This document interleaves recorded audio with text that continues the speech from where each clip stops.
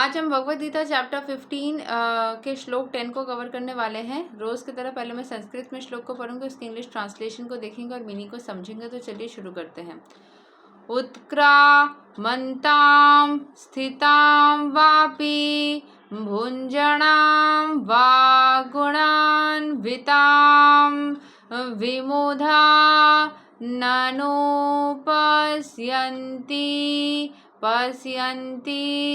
ज्ञाना चक्षुषा। The foolish cannot understand how a living entity can quit his body, nor can they understand what sort of body he enjoys under the spell of the modes of nature. But one whose eyes are trained in knowledge can see all these. तो जो बेवकूफ़ है उसको भगवान के बारे में कभी भी पता नहीं लगेगा, ठीक है। जो भगवान जो फुलिश है वो कभी समझ नहीं पाएगा कि एक लिविंग एंटिटी कैसे बॉडी के अंदर, मतलब सोल कैसे बॉडी से क्विट करती है, फिर उसके बाद में वो भगवान के सानिध्य में कैसे रहता है, मोड्स ऑफ मटेरियल नेचर उसको कैसे अफेक्ट करती है। ये सब कुछ एक जो बेवकूफ़ है वो समझ नहीं सकता। जो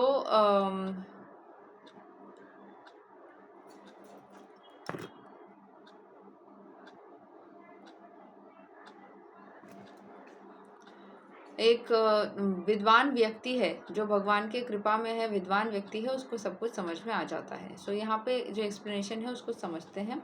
द वर्ड ज्ञाना चक्षुषा is very significant. Without knowledge one cannot understand how a living entity leaves his present body, nor what form of body he is going to take in the next life, nor even why he is living in a particular type of body. This requires a great amount of knowledge understood from Bhagavad Gita and similar literatures heard from a bona fide spiritual master. तो ये सारे knowledge उसके अंदर कैसे grow कर सकती है? जब आप भगवद गीता पढ़ते हैं या फिर आप ऐसे ही किसी स्पिरिचुअल मास्टर के सानिध्य में आते हैं। One who is trained to perceive all these things is fortunate. Every living entity is quitting his body under certain circumstances. He is living under certain circumstances and he is enjoying under certain circumstances under the spell of material nature. तो हर एक living entity जो दुनिया में रहता है, जो body को quit करता है, वो एक पर्टिकुलर सिचुएशन में था, जो रहता है वो भी एक सिचुएशन में है, जो एंजॉय कर रहा है वो अलग एक सिचुएशन में है। तो सारी मटेरियल नेचर के अंदर ही है, मटेरियल नेचर के स्पेल के अंदर है। As a result, he is suffering different kinds of happiness and distress under the illusion of sense enjoyment. तो जैसे वो इस दुनिया में रहते हैं ना, तो वो या तो खुशी या फिर दुख, इन सब के बीच में फंसा हुआ रहता है। So is under the illusion of sense enjoyment, ठीक है। तो वो इंसान जो है वो इस दुनिया में खुद को खुश करने की एनर्जी में फ़िलहाल में है। Persons who are everlastingly fooled by lust and desire lose all power to understand their change of body and their stay in a particular body.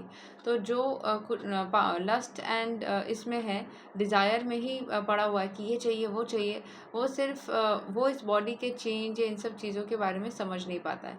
They can not comprehend it, वो इसके बारे में समझने की कोशिश करके भी नहीं समझ पाते।